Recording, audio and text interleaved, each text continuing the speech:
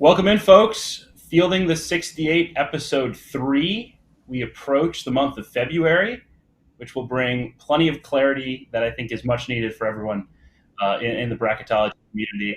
We've got Andy Bottoms, Rocco Miller here. I'm Kevin Sweeney, ready to take you through our third projected bracket of the year. Guys, how was the weekend? Did it help any in prepping your fields? I would say not really, because feels like the hard part is when you get into the 8, 9, 10 seed range, and then I feel like those are pretty much all those teams lost. So not super helpful, but a lot of good games. So from just a consumer of the sport, it was great with a lot of the overtime games and close games in that regard. But I don't feel like it's sorted out a whole lot for me. Maybe Rocco feels differently, but I definitely look back at the results and didn't feel better about certain things than I did going in. Yeah, I would say a little bit of a mixed bag. There was a couple teams that really cleared themselves up for me as solid tournament teams and even started really ascending up the seed list, like TCU's crazy triple overtime win over Baylor was not only one of the best games of the weekend, but it also had a huge impact on the change from my bracket on Friday to this morning. TCU clearly now checking a huge box. They didn't have that big road win yet, and a lot of empty calories in their resume. Now, one of the hardest road wins you can get in the Big 12 is under their belt. So an example like that, and with Northwestern beating Ohio State by 30 plus, your school, Kevin, starting to solidify. They were kind of hanging around the bubble the last couple of weeks. Now their performance metrics and their overall resume suddenly just looks so much better after a game like that. So I think a couple of these teams that really helped. Then we got a lot more confusion when you had Colorado State collapse in a crazy ending at Wyoming. You had Villanova fall again, and now they're suddenly 7-9 in meaningful games. It's like, what do you do with the Wildcats? Seton Hall keeps losing with Kadari Richmond. So a lot, to Andy's point, a lot of these teams got a lot more complicated. We are Fielding 68. We are brought to you, as always, by Rhythm. Rocco, you started us off here pretty well. Just what games really stood out this weekend? Which results, which scores, which moves in the metrics were the things that really were most noticeable? I'll start with you, Andy, since Rocco already got us started a little bit. Was there a game or two that stood out most? Yeah, he touched on the TCU game, winning at Baylor. They shot up my list pretty well. Ole Miss was another one coming in. Weren't really the knock on them was not a lot of great wins. The resume metrics were good. The predictives were poor. But even within that, not a lot of top-end wins. So being able to win at Texas A&M was big for them. Mississippi State was kind of in that same bubble area. Being able to beat Auburn was big. And Texas Tech, who's been climbing as well. I know they were brought up on the show last week, winning at Oklahoma, another big road win for them. And I know Lucas isn't here, but I'd be remiss not to mention Butler's win over Villanova, which really had big implications for both teams. Rocco talked about that. I'm sure Villanova will come up more in the show today as they sit at 11-9 overall. But Butler, a team, metrics aren't great, but they're starting to pick up more wins against teams in the field or just outside of the field. So a really big win for them and a harmful loss for Villanova at the same time. Yeah, great examples. I would just add Utah State just had a ginormous road win at Boise State, not only to take over first place by themselves in a loaded Mountain West conference, but also their resume was missing a road win against the field, even though it was impressive with a great record. They only had the 186th ranked schedule. There was a lot of questions if the Aggies belonged as high as a 6 or a 5 seed the last couple of weeks. I think they definitely kind of cemented themselves in that range, with now the ability to go up if they can start beating teams like New Mexico when they play them at home later this year. They'll get cracks at San Diego State. I think they play San Diego State later this week. So that was just really big for Utah State. Just in terms of entertainment, Florida Atlantic, once again, John L. Davis puts on the cape, hits a game-winning three with 0.4 seconds to go to rescue the Owls one more time. And, even though the Owls have a crazy resume, they've won 6 in a row, and they're really starting to show. No matter what the circumstances, they'll find ways to win. And that's a sign of a great team, and obviously a terrific season last year. And another kind of underrated result was Cornell really whooping Princeton. And, I've been talking about it all year. The Ivy League is more loaded than I've ever seen it in my lifetime. And Cornell is a very dangerous team, as is Yale, who's also undefeated. Columbia has talent. Harvard has Malik Mack, who's probably an NBA player. Watch the Ivy League. It's incredible. And now Princeton's got another loss. Road win, certainly a good story everywhere you look. And you mentioned Utah State, certainly a huge needle-moving road win for them against Boise. And when you look at the top of the seed list, and that's where we'll start with our number one seeds, all these teams have really been able to move the needle in every way. Let's go reveal them right now. We have Purdue, UConn, Houston, and North Carolina. The same group we had last week on Friday, same group we had on Monday. So no changes. Purdue found a way to win on the road against Rutgers. Didn't necessarily play great, but survived. UConn blew the doors off of Xavier at home. An impressive win for them. Improved some of their metrics. Houston leading into a game tonight on the road at Texas. Stays on the one line, and North Carolina holding on against Florida State. I guess where I would start with these, and I'll go to you, Andy, first. What does the battle look like between Purdue and UConn for that overall number one spot? And maybe you can also explain a little bit why that matters in the grand scheme for fans of the bracket. Yeah, I think as you look at the implications of who gets what, I mean, the top overall seed basically gets to pick their path. Now, I'm not so sure that for both these teams, it's kind of clear where they'd want to be, and that's probably where they would shake out, even if they ended up 1 and 2. You do have as the number one overall seed, and in theory, you'd get paired up with the region who has the number 4 overall seed. So maybe that helps you a little bit if you believe there's a big drop off there. But that's kind of why it matters.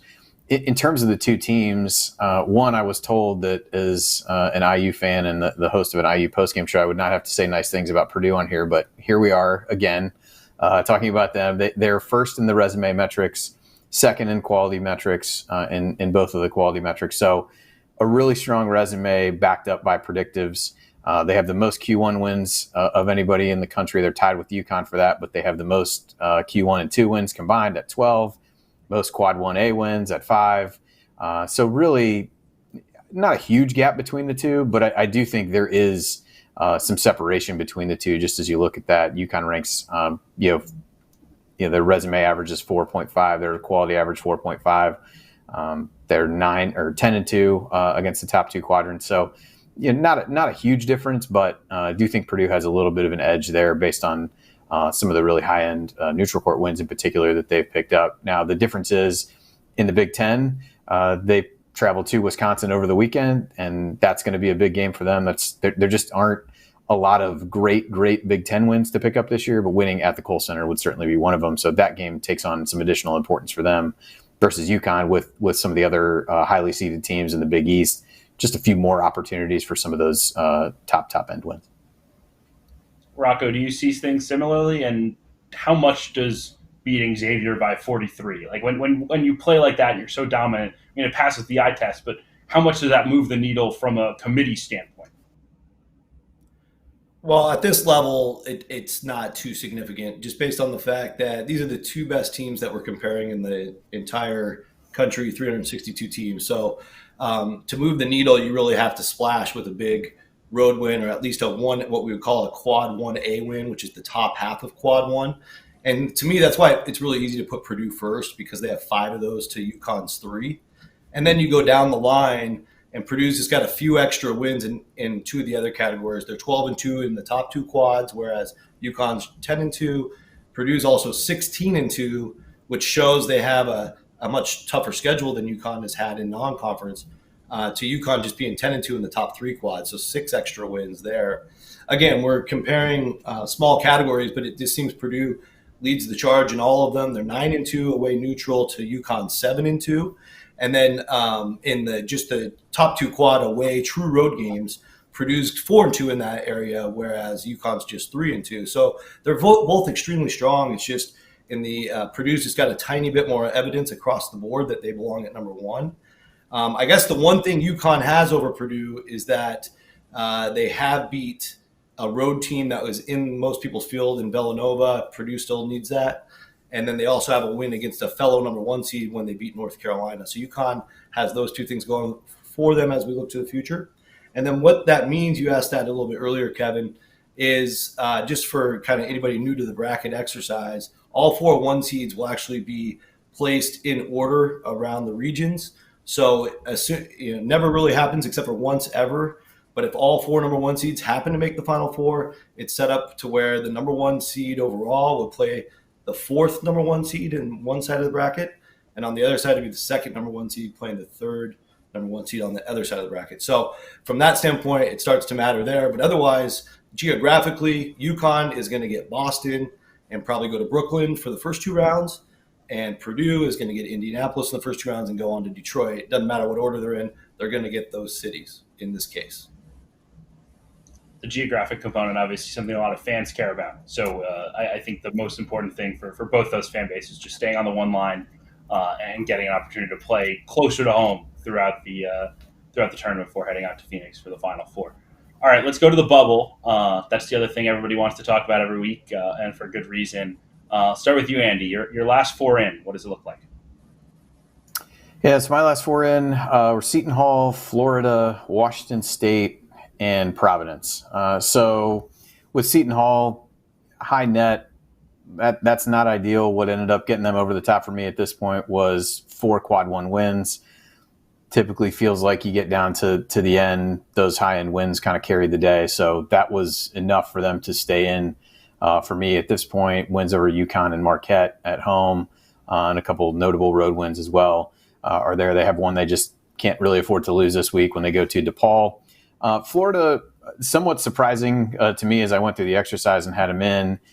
Realistically for them, they rank well in pretty much all the metrics across the board, even though they don't have the volume of top-end wins that some other teams do. Mississippi State, really their only win over a team in the field, at least in the at-large field. But they get a couple chances this week, big road games at Kentucky, at Texas A&M to really solidify their case or hurt their case one way or the other. Washington State beating Arizona, Colorado, Utah, all at home. A neutral court win over Boise is solid as well. Non-conference strength schedule is not very good at all, but again, felt like some of the top-end wins were important, even though they have a Q3 loss in the mix as well. They only play at Washington this week, so another chance to pick up a road win. And then Providence was the last team in. I looked at a few teams for the last one in. The Bryce Hopkins injury looms large. They did at least survive over the weekend playing Georgetown. They've beaten Wisconsin. They've beaten Marquette. Again, how to look at this team without Bryce Hopkins is still a little bit difficult. And you have a week like this one where you go to UConn and to Villanova, a chance to prove what you can be without him in a couple difficult games there. But they were my last team in. I would say maybe not with strong conviction, as a lot of the teams around the cut line are somewhat uninspiring, depending upon what you're looking for. Rocco, your last 4?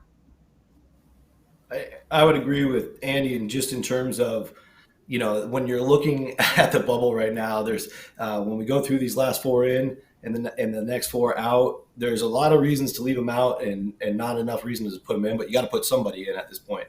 So I'll just say that, and I'll also preference with the fact that I treat all 32 leagues as their own separate entities. And so whichever team is on the inside track to the number 1 seed gets the automatic qualifier. So right now I have 3 bid stealers in my bracket.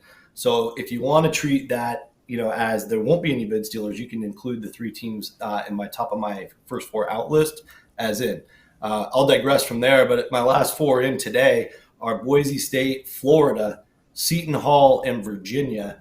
And I'll begin to explain that. So Boise State's had a mix of results. Of course, just took a home loss to Utah State. Good tournament wins over Colorado State and San Diego State at home. A neutral court win that's looking better by the day against St. Mary's. But on the road, that Nevada win they got that looked so big 2 weeks ago, Nevada's really starting to fade now. Just getting clobbered yesterday at New Mexico and also losing to Wyoming about a week ago. So the resume score for Boise State is only coming in at 56th in the country. That alone would raise eyebrows on the committee, and you have that bad loss at home to UNLV. The thing I love about the Broncos compared to most of these teams is a top 30 schedule. Almost none of the rest of the bubble has a schedule that strong. So Bronco fans, be happy that your coach is scheduled well for you. That gets them in right now. For Florida, of course, you do not like the fact that they're 0-6 in their 6 toughest games, But after that, they're perfect. No bad losses. And that Mississippi State home win, which is really their only tournament level home win or any kind of win, now means a little bit more with Mississippi State playing better. Florida's just, they've had a decent of schedule at 114th. They do have a quad 2 road win at Missouri. So there's just a little bit there to put the Gators in and when you compare them to some of these others. So I've got the Gators in. Seton Hall, again, you can scrutinize them to death. They have great wins over UConn, Marquette, St. John's, road win at Providence. But they're just 7-8 now in meaningful games. They've had a couple games without Kadari Richmond. If Richmond comes back and they start playing like they were before, they will be evaluated perhaps a little differently. And they have great road win as well at Butler, who's now on the bubble. And then you have Virginia, last but not least, really tough one for me to put in. But the Cavs, besides the loss at Notre Dame, they just don't have a lot of great. They don't have a lot of horrible. They're kind of floating around in that mid-40s range across the metrics. And they don't have a terrible schedule. So strength of schedule, I should say. So I had to hold my nose a little bit, but the Cavs squeezed in this morning. All right. Well, we got those board. Now for the grand reveal, our consensus last 4 in, who's out. Seton Hall, who we mentioned, the metrics potentially a concern, but the big wins certainly jumping off the page. Washington State in the field. Kyle Smith and the Cougs in the Pac-12 are making some noise. Providence, off of the win over Georgetown over the weekend, sneaks in. And then our last team in the field is Florida, despite that quad 1 record. Big picture, obviously, things can change. Things are very fluid, as Rocco said. Some of the challenges we have with bid stealers and whatnot and trying to project that in January is challenging. But I'm sure for all those fan bases, they'd rather hear their name today than not. Andy, I know you had Washington State in that last 4 in. They do sneak into the field. Give us some background here. It seems like they've really risen here lately. Had another big win over Utah over the weekend. What do you like about this Washington State resume, and where do you think they can wind up here as we approach February? Yeah, they're right around 50th in both sets of metrics when you average those out. So they're not eliminating themselves with egregious numbers one way or the other on those. I think what you really like is the top end wins, being able to beat an Arizona, who's a 2 seed at this point for me, close to the 1 seed conversation if they can continue to string together some wins after a few questionable losses. The Boise State win on a neutral court is good.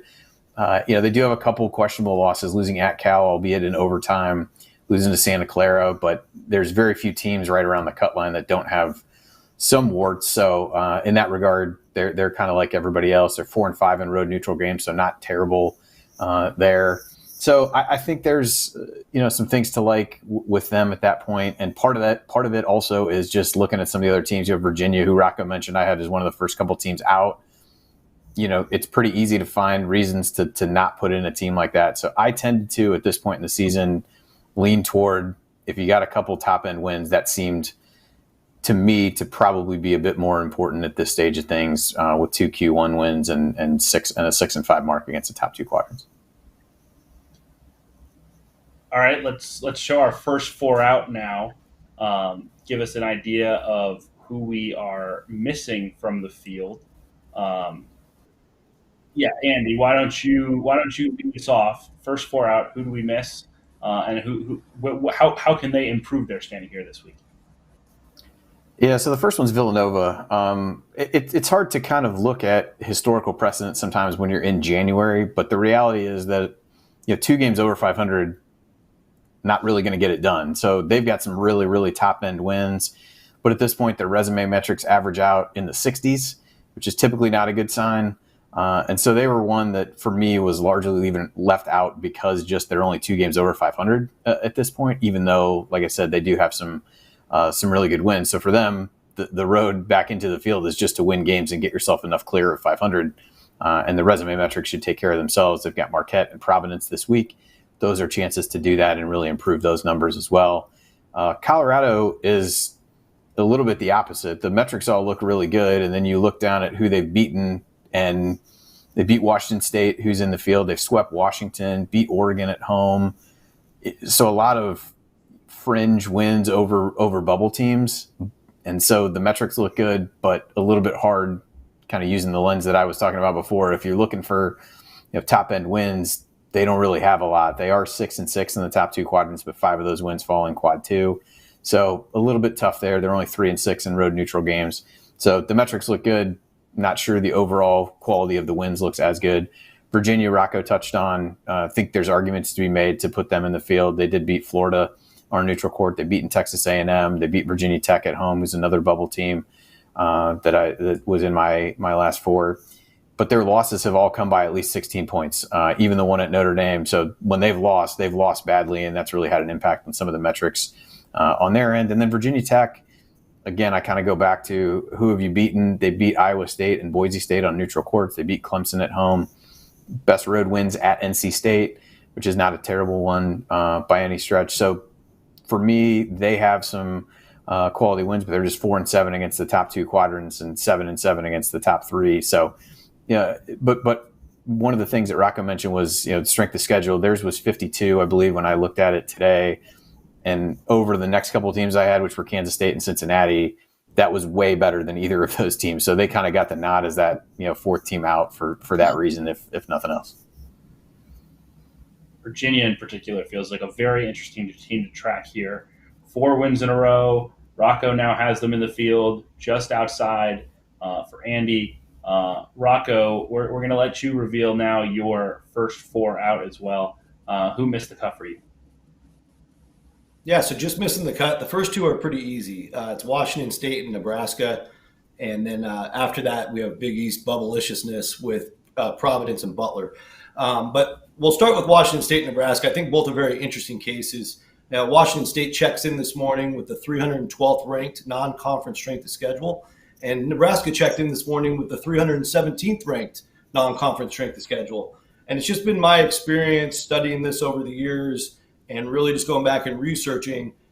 Typically, if you're anywhere near 300 or certainly this far above it, it's almost a de facto eliminator. And so it's just really, really difficult for me to put a team in the field when we're that close to the cut. I will say this for Washington State and Nebraska. They both have great wins. Of course, Nebraska's beaten Purdue, Northwestern, Michigan State all at home. They have that nice road win at Kansas State by 16 points. And Washington State has Arizona, Utah, Colorado, neutral court, Boise, as Andy pointed out well. If they were in a different part of the seeding process, if they were both already in the field, they would actually win some of these comparisons against Virginia and Florida for me. But I think this whole part of the process is looked at so differently for selection that you have to almost guess the committee would leave them both out at this level. So that's the explanation for the Huskers and the Cougars. And then going on to Providence, I had Providence right in the same spot on Friday. Although the fireworks of Saturday were incredible, Devin Carter, one of the best shows. Kevin, I believe you were there. It's one of those moments throughout the season I think all of us will remember. But in bracketology, it was a quad 4 win, fellas. So Providence didn't really change overnight. They're still 5-6 against the top 3 quadrants. And that's just not getting it done, really, for a team where their best road win is against fellow bubble team Seton Hall. And, of course, it's post-Hopkins play where they're still looking for that big splash, which it was at Seton Hall so far. If they can continue to play at this level and beat some other Big East teams that are at the top, a lot will change for the Friars. And for Butler, welcome back to the stage. They felt like a bubble team earlier this year. They had a pretty good non-conference season. That road win at Marquette earlier is aging so well, so that has kept them interesting. Now they add a Villanova win in a game where basically they were done for. I don't know. I can't remember exactly. I think they were up down 11 with a couple minutes left. They end up winning that thing in double overtime. And that Texas Tech win has aged like fine wine. The Boise State win in their MTE has aged well. So even though the Bulldogs are 4-7 against the top 2 quads, which is for me why they're still out, they're starting to get a lot closer, and their resume metric is right at 50. Ideally, they want to get that into the top 45. So Butler's right in the mix for me, but just barely out. Big East certainly hovering right around the bubble there. Providence, Butler, Villanova should make for an interesting final month and a half or so of league play. Let's reveal our consensus. First four out, where we stand. Villanova, Princeton, who, as we said, is a kind of interesting case, not necessarily the automatic qualifier after the loss to Cornell, has an interesting resume. Cincinnati from the Big in the mix, and then Virginia Tech, who I believe Andy mentioned as a potential team right around the cut line. Quickly here, guys, 30 seconds each. Andy, your big takeaway from that, and then Rocco, yours. Yeah, I'll touch on Cincinnati briefly. They have really good quality metrics, but just not enough quantity of quality wins yet. That win at BYU was great, beating TCU at home and UCF over the weekend.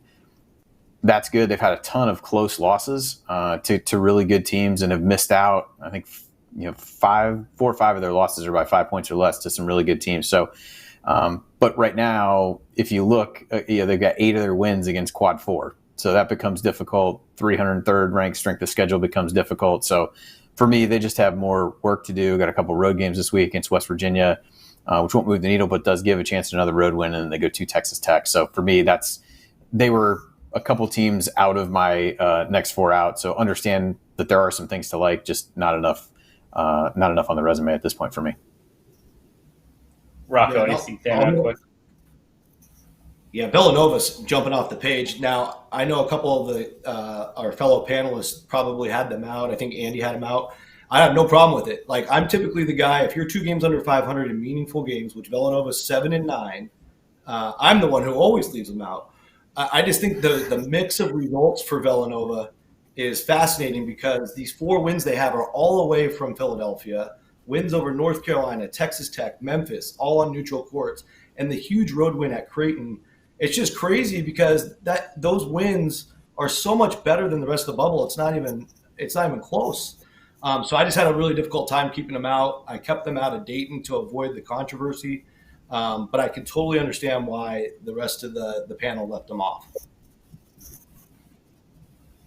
All right, folks, we have to go to break. When we come back, conference breakdowns, SEC, Big 12, lots to get to. See you on the other side. As you guys know by now, we've partnered with BetMGM this season. We'll be using BetMGM lines to make all of our picks, and we'll have special offers for the listeners and the viewers of the Field of 68 each and every week of the college basketball season. We have a special offer that will be available starting on Tuesday, January 9th and running through Monday, February 12th. The morning after Super Bowl 58. If you haven't signed up for BetMGM yet, in honor of the big game, you can use the bonus code FIELD158 and you'll get $158 in free bets on your first wager with BetMGM, regardless of whether or not you win that first bet. Here's how you make it work. Download the BetMGM app. Sign up using the bonus code FIELD158. Deposit at least $5 and place your first wager on any game. You'll receive $158 in bonus bets regardless of the outcome of your bet. Just make sure that you use that bonus code FIELD158 when you sign up. And remember, BetMGM is now available under one wallet in select states. As a New Jersey resident, this is super convenient when I have to go cover games in New York or Philly, which happens quite a bit.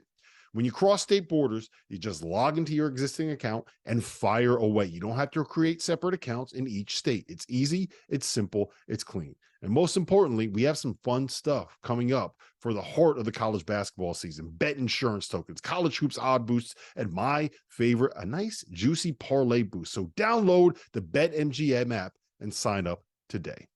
Field 158.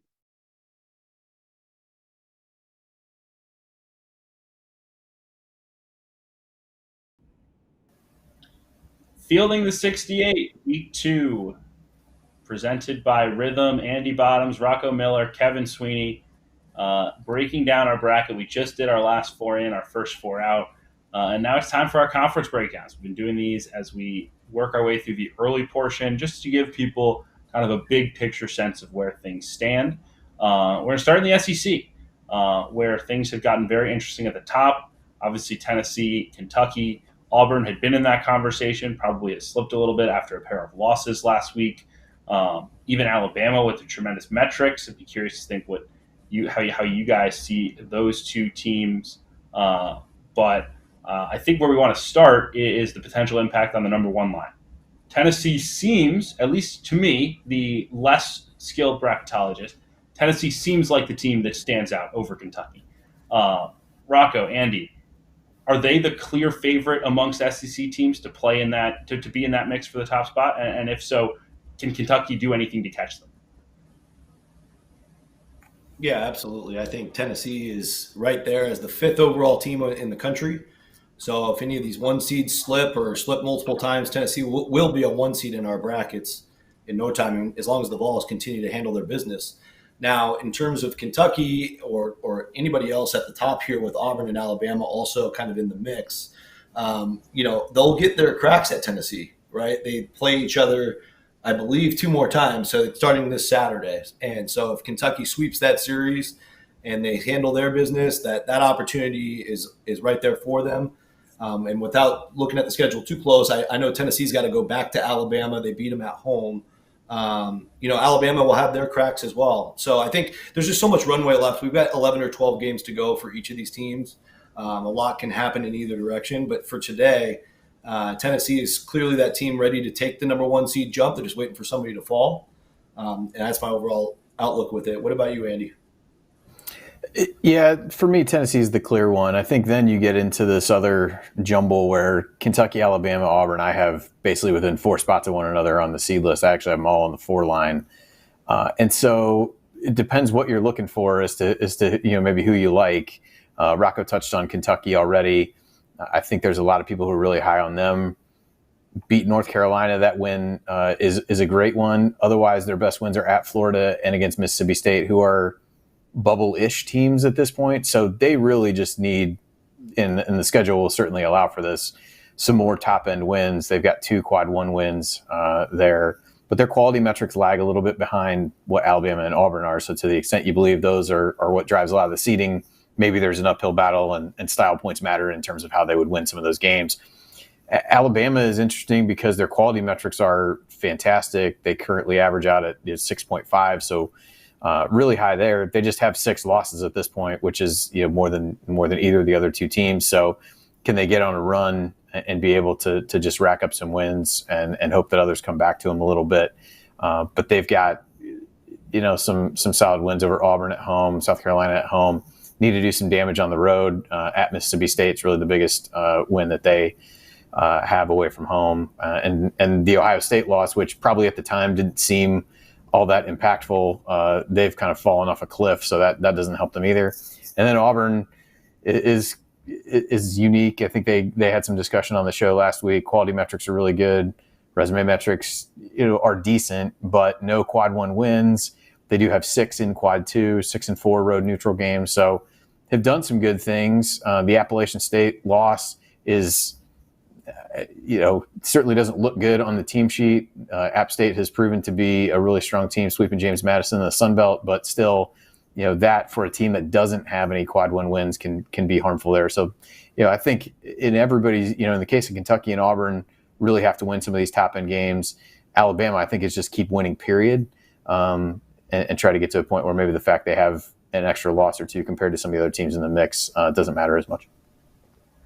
Yeah, Rocco, I think Alabama is maybe the most interesting team resume in the country. I mean, the schedule that they play in the non-conference, not only the big names like Purdue and Arizona and Creighton, but even like they played Clemson in the ACC SEC. They played Indiana State in a bye game, even Morehead State in a bye game, who's the favorite in the Ohio Valley, 16-5 overall. Like, they have been through some battles already, and it just felt like they were waiting to finally break through and have a big win. They got one last week against Auburn. How much has wins like that changed the perception of Alabama, which already had those elite metrics? And do you view it like Andy, like they just have to keep stacking total wins, that the resume is in good shape? How do you view it? Yeah, I do. And it's a credit to Nate Oates and his staff. Every year they do this. There's been 2 years where they were the only team in the country that didn't have a quad 4 game at all. And so it's been part of the strategy since day one, since he got the job. This year, I think they had 4 land in quad 4, but you can tell teams like you said, we have Eastern Kentucky, who's winning the A-Sun. You have Morehead State, who's winning the OVC.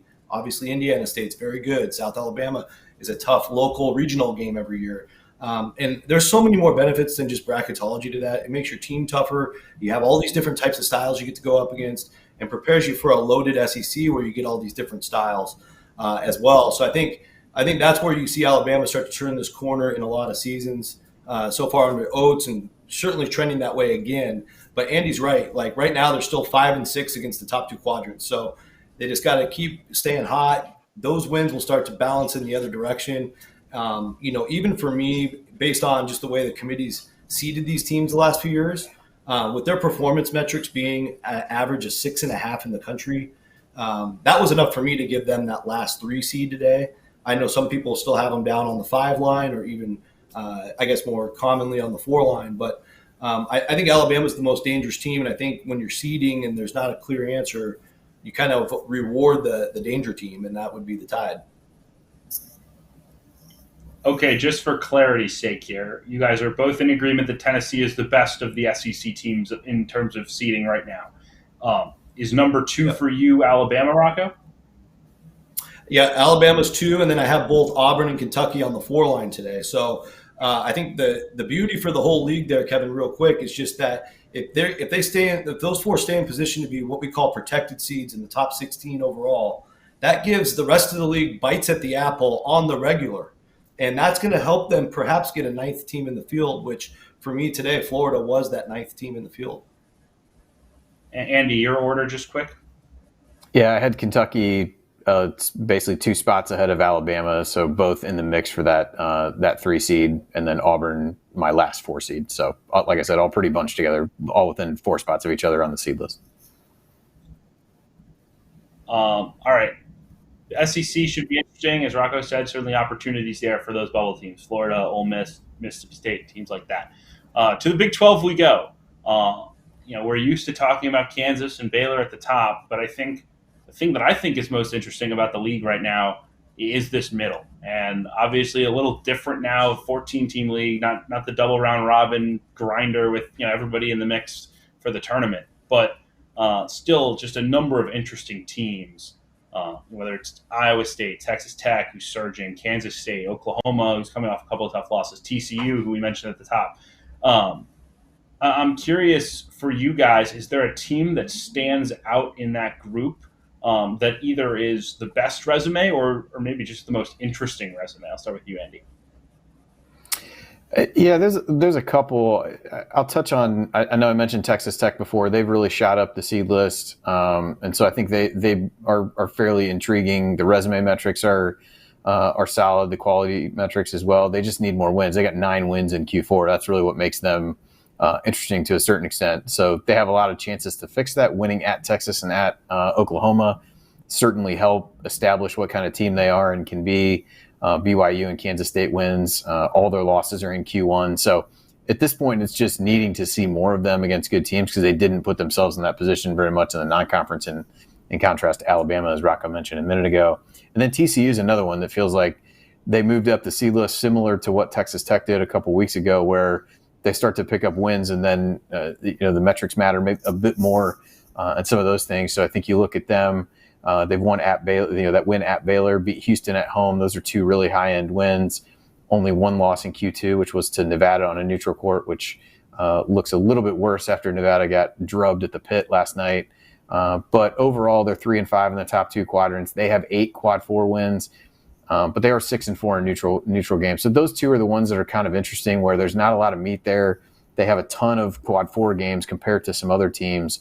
But I think you started to see enough that if they can back up these good wins with additional ones as they continue going through Big 12 play, then can kind of validate, this really is the team that was able to win some of these big league games and not necessarily the one that we entered conference play not knowing a great deal about. Texas, certainly a good example of a team that can rise quickly, and the proof of how strong this league is, that it only takes a week. A strong week can certainly change their fortunes, and Texas has an opportunity to rise quite a bit more when they host Houston tonight. That is a big one, I believe, at 9 Eastern time.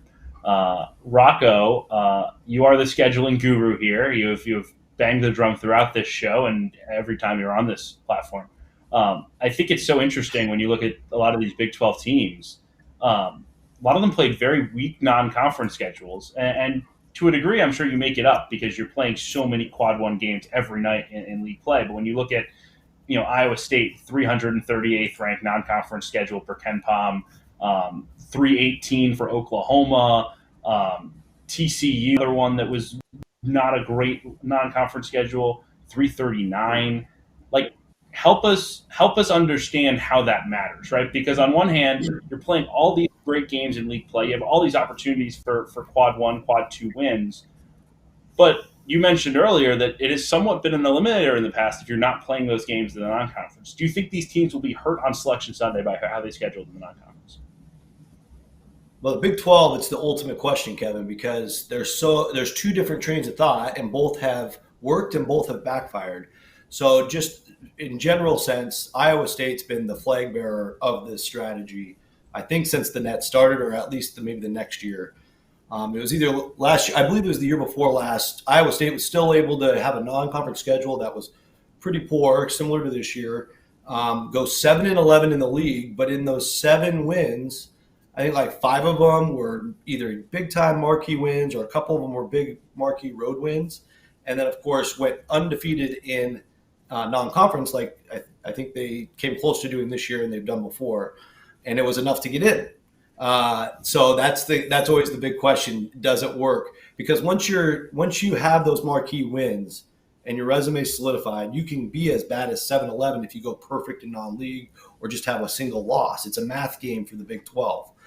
On the flip side, you could be like Oklahoma State last year. Oklahoma State last year took 3 non-conference losses, a couple upsets. I remember a home loss, I believe, to Southern Illinois, maybe another upset home loss in bye games.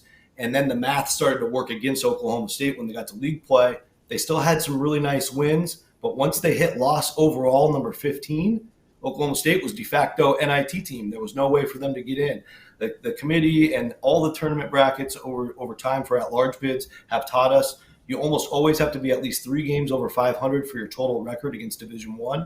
And only twice ever, I believe, you can be 2 games over 500 and get in. So that becomes a problem if you've lost non-league games.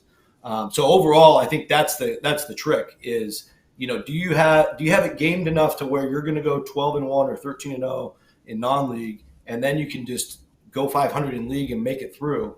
That's always the dilemma, I think, for coaches. But Iowa State is certainly all in on the weak non-conference, and then we think we're good enough to go 500 in league. Certainly, obviously, non-conference scheduling an inexact science. Oklahoma, a team, obviously, they played a lot of bye games against weak competition, but they also played Iowa, USC, Arkansas, and North Carolina, all on neutral floors. And just some of those games, particularly the Arkansas and USC ones, just haven't aged quite as well. But certainly an interesting calculus for teams as they approach scheduling, and it'll be interesting to see if anyone is harmed come Selection Sunday and misses the cut because of it. We will head to break. When we come back, a whip around the country. We've got thoughts on bubble teams, big movers, and a couple of teams with no quadrant 1-1 still that we're still looking at. We'll be right back. There is nothing in sports better than the heart of the college basketball season, which is why I need to tell you guys about our partners over at Rhythm. If you're into sports betting, you need Rhythm, the place for data-backed props and picks. For those that are unfamiliar, Rhythm, spelled RITHMM, is the go-to mobile app for player props and game picks. Backed by AI predictive models, Rhythm helps you make smarter and faster betting decisions across all sports, but particularly college hoops, where there are as many as 150 games a day during conference play, many of which have softer lines at BetMGM than you'll find in the NFL or the NBA. With Rhythm, you get data-backed picks for every Division I game every day. Users get free picks daily with the ability to upgrade to unlimited access. And for those of you already using modeling, you can build custom sports betting models within the Rhythm app itself. I am a Rhythm user, and I found that I've been a better when I focus on lines where my gut and Rhythm's modeling are aligned. When I think UConn can cover on the road against Butler and Rhythm backs that up, we fire. But Rhythm also helps lead you to plays that you didn't know you needed to make. Like, for example, when the data says bet the over in UMass Lowell versus New Hampshire because you have a 61% edge on that line, you bet the over. and you bink. So if you want to increase your edge and win more bets, go to the link in the description below and download Rhythm today. That's RITHMM, the place for data-backed props and picks.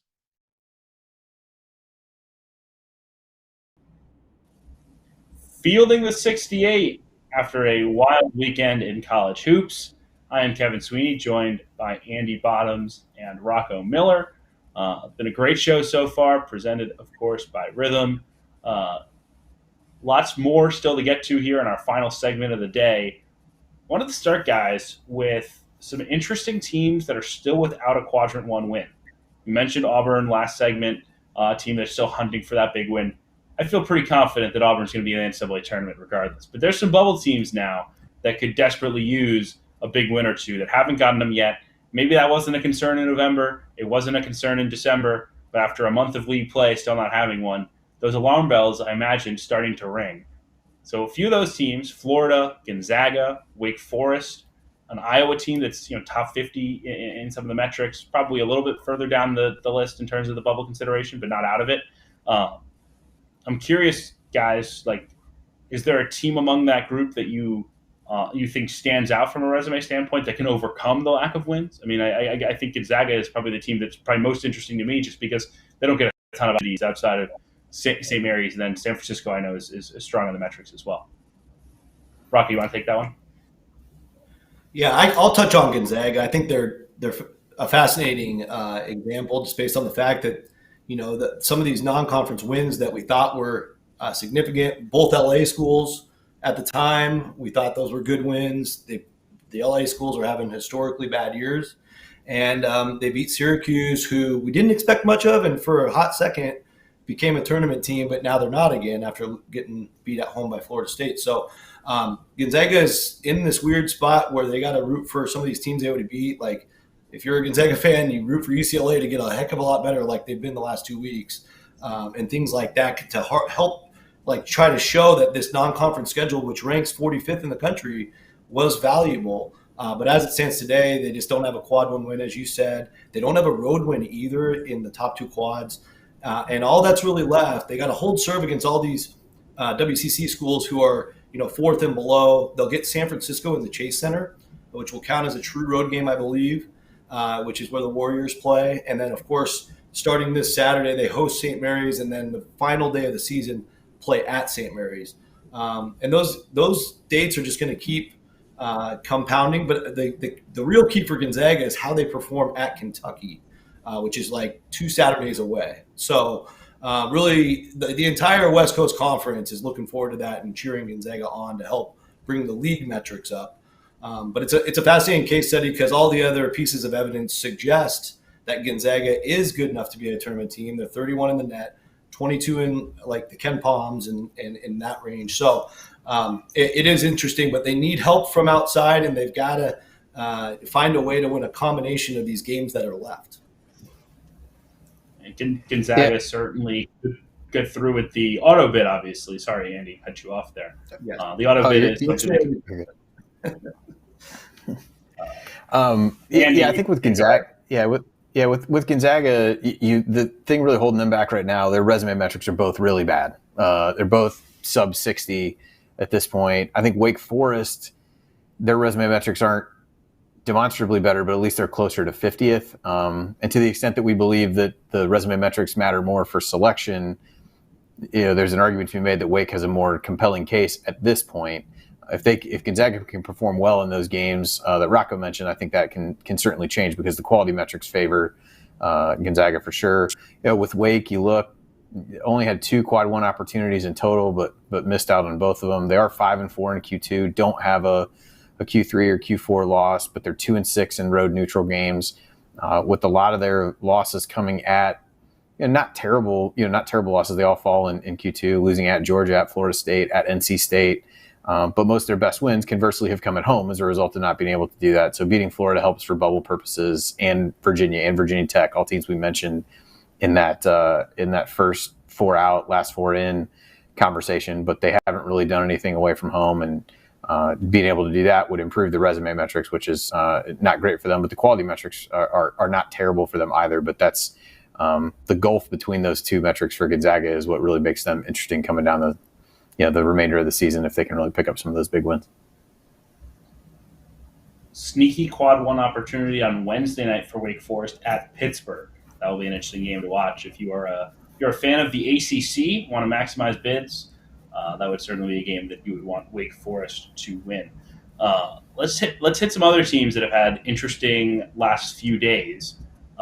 First, I'll ask Rocco, our West Coast, although he's kind of an everywhere correspondent, but our West Coast guy. New Mexico dominating over Nevada. Obviously, Nevada team that has not played great lately, but New Mexico up to 15th in the net. I mean, obviously they've done a ton of their work at home. They've got a lot left in league play against tricky road games. But like, what's the ceiling here for New Mexico if they can cruise like they have so far lately? Yeah, dominating in the pit, like you were tweeting about, Kevin, and that's paid dividends. And even these last two road performances, even though most people will overlook Air Force and San Jose State, not always the funnest places to go to. They went and beat those teams by 19, 20 points. So they are really rolling with the performance metrics. And I think New Mexico kind of has taken all the doubt away from any kind of bubble concern. And once you're in that position, what these last few committees have done is rewarded teams that perform to the dominant levels of a New Mexico. So for me, I moved them all the way up to 26th overall on the seed list, which makes them a really clean 7 seed today. And of course, with the arrow shooting straight up. Now, for them to actually get into like a top 4 seed, what we call protected seeds, they'll have to build a whole body of work that is impressive. That will include road wins, maybe a win at Viejas at San Diego State, maybe a win up in Logan, Utah at Utah State. So they'll be certainly challenged on the road with their remaining schedule. But if they play at this level and they go get those wins, the performance is already there, and that will just really solidify the body of work. Andy, a team maybe trending the opposite direction is Memphis. I know we talk a lot about Memphis on this show and this platform generally, but what's the concern level here? I know they've built up a lot of goodwill in the non-conference, but 3 losses in a row, 2 of them are quad 3 games. They don't get as many opportunities in the American. Are they close to the bubble? Do they have more room to fall? The resume metrics are still good enough for me at this point, but they're definitely trending in the wrong direction as you would compare them to somebody like what we just talked about with New Mexico. The quality metrics, on the other hand, used more for seeding, kind of push them down a bit. I still have them as a 9, but I think you could make an argument that they could be a little bit lower. But they do have 6 wins against the top 2 quadrants. I think that's still notable. They're 7-4 in road and neutral games, winning at Texas Tech, beating Clemson at home, beating Virginia. So they still have some solid wins. But that home loss to South Florida, losing at Tulane, at UAB, maybe you can drop one of those 3 games. I don't know. Dropping all 3 of them in succession is not doing them any favors. So their nets dropped all the way down to 66. And this is one of those where you look at it at the beginning of the year and you're kind of when the resume metrics and the quality metrics don't line up in the way that theirs didn't, you have questions about when is water going to find its level. It seems to be doing that right now. Now, I'm not sure that they're quite as bad as they may have looked over the last few games. And they've got 4 games in a row here, 3 of which are at home that they really need to take care of business in. Rice, Wichita State, at Temple, then Tulane at home. They really cannot afford to stumble in those games before traveling to North Texas and SMU. So for them, these next couple weeks are a chance to get right, get back on track, and solidify things. Obviously, winning's paramount, but beyond that, Andy, like if you're Memphis, like how important is it to get some style points, run up the score? I know that has obviously driven the net and some of those efficiency, quality metrics. Like is that something Penny Hardaway should be thinking about? Is how can we obviously first just thought it's like, all right, let's not lose to UAB, but like if it's 8 minutes left and you're up 10, like how are you approaching that? Are you pushing the chips in and trying to get that a little extra edge? I think what New Mexico did to Nevada last night is kind of serves as the answer to your question to tie these 2 teams together. They ended up winning by 30 plus, I believe, when that was all said and done. It wasn't necessarily that they left the starters in all that long. They had a big push and then just kind of kept pouring it on there toward the end. I think that's the challenge for coaches today, is to try to figure out how you pay attention to that stuff, even in games you're losing. Like, do you try to manage to the margin versus I'm trying to keep guys from getting hurt, I'm trying to do some of these kinds of things. So it's difficult. I think for them, you probably have to try to err on the side of that a little bit, especially as you come into some of these games coming up where maybe you have a chance to do that. You get into the games at SMU and at North Texas, you're just trying to win those games, because just winning those games in and of themselves help you enough. But over these next 4, style points would not be a bad thing, I don't think, for Memphis to try to tack on. All right, one more team before we head to our games of the week, as we always do. A team that did not get any style points this weekend, Utah. They were without 2 starters, Lawson Lovering and Raleigh Wooster, but lost by a combined 47 points on the road at Washington State and at Washington. Now, those aren't bad teams, Rocco, right? I mean, Washington State was in our protected field. Washington is probably an NIT level team. But at the same time, like, when you lose that badly, how damaging is that to a resume? Well, it's certainly hurting their quality metrics pretty severely. And I think, for Utah's sake, for now, they've still done enough good to outweigh the bad. And I think those injuries are critical because, if you look at what else they can afford to take, they have, a huge part of their schedule right now with Colorado coming into town for one game this week. The nice thing there is it's only one game for this week. So a little bit more time for Lovering and Worcester to, perhaps recover. We'll see how that plays out. But right after that, they'll host Arizona in their biggest home game of the year the following Thursday. I will be there, by the way. And then Arizona State on Saturday. So, there's no rest for the wicked. And Utah, I like this team a lot when they're fully able to deploy Lovering, the extra 7-footer, and all the defenses that Coach Smith can throw at you. But as of now, in terms of resume, they're basically holding on to what they've established earlier and free-falling a little bit for seeding. They dropped all the way to a 10 seed for me. The good news, if you're the Utes, you're getting help from the St. Mary's team who just got really hot, and that's a true road win. And a lot of teams, once they start getting closer to the bubble, don't have that good of a road win. UD's certainly a team to watch for that big stretch coming up here this weekend into next. All right, folks, let's wrap it up with our games of the week. Obviously, we don't get a slate like we did Saturday every day or next Saturday every day. But some big games. Starting tonight, Duke at Virginia Tech. That's a potential bubble game to watch. Houston at Texas tonight could have some meaning. What are you guys looking forward to the rest of this week? Games that you really circle that could be important from a bracketology standpoint. Start with you, Andy. I'll give a couple. I'll try not to steal too many from Rocco here. I think you look Tuesday, San Diego State at Colorado State is a big one. Colorado State struggling a bit of late, moving in the wrong direction down the seed list. A chance to stabilize things at home a little bit for them. So that one is key for them, but also San Diego State right in that 4-5 mix as well. So being able to pick up a road win there would be huge for them as well.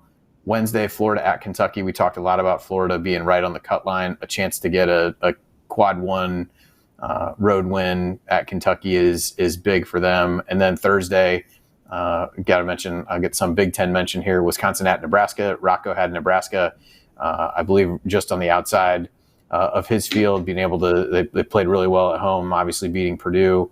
Have struggled quite a bit away from home, but they return home, get a chance to play Wisconsin. That would be another big win for them that would bolster their resume as well.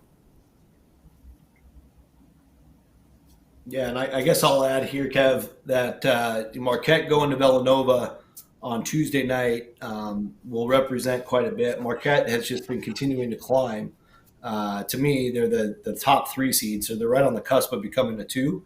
That would be another great road win if you're Marquette.